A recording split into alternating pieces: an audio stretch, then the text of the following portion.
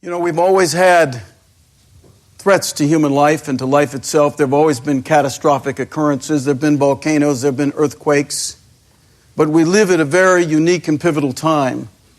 We live at a time where the primary threats to human survival, or at least to human civilization and to the diversity of species on the planet, are human-caused and human-created. And we know that. And so we're going along in our busy lives, right? Trying very hard to make our lives work.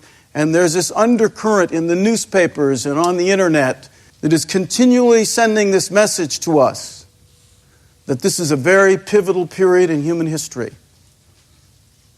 And you sit there and you try to get through the denial that we all have to understand what's happening. That the ice sheets really are melting, that global warming is accelerating faster than almost all scientists predicted, that we're really facing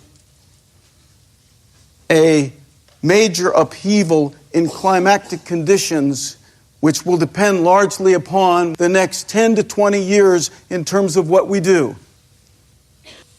That this is a very pivotal period in human history.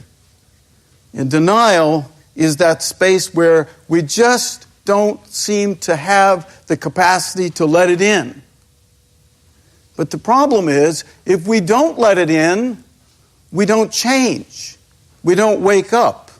We don't make that next step into consciousness to, as Gandhi said, be the change that's needed.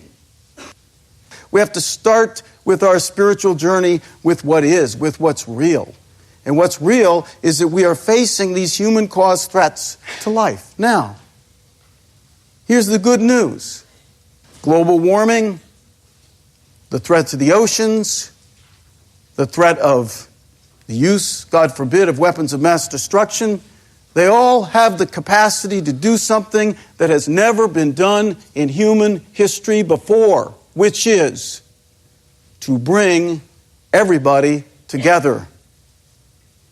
To bring us together in response to a common danger that we have created, to recognize that we are all interdependent. Or as Dr. Martin Luther King loved to say, that we are part of one web of mutual destiny woven together. So these very threats that we have trouble facing are the imperative for us to awaken to another level of consciousness. I believe that this great awakening is already well underway, that there are millions of us who have committed ourselves in terms of each other and the earth. Only we don't yet quite feel it or see it. We don't understand it as one larger movement because we see the environmental, human rights, civil rights, human rights, women's rights, gender rights, faith communities that are committed to love and compassion, spiritual entrepreneurs who are trying to do goodwill in the world, musicians that have a message about hope and peace and dignity, artists.